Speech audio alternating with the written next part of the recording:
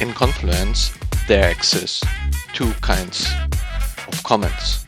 The one comment which you use at the end of every Confluence page, or you can use through marking a text. So selecting it, waiting for it, put an inline comment. So for this example, I marked the word traced, and this is my personal comment. Please use a different word.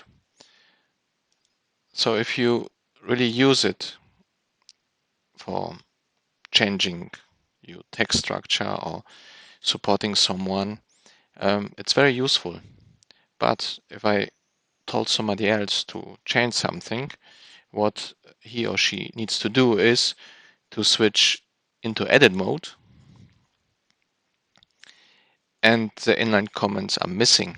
So a lot of users, to have a workaround, they open two different windows.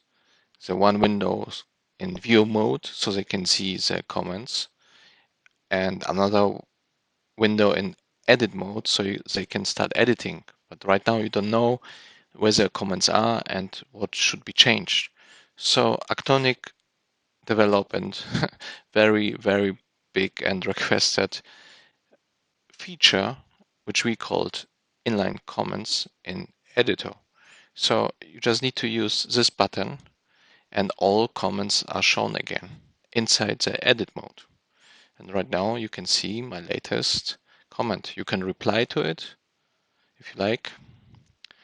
I am replying and save it. Or you can even resolve it if you like.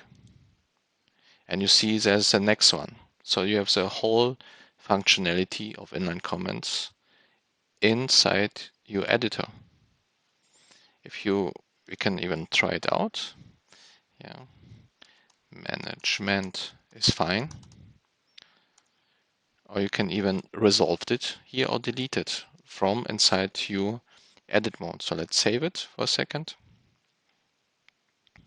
and click on it. And you see it's working perfectly. I think it's a very beneficial add-on which you can use anytime if you're working with comments.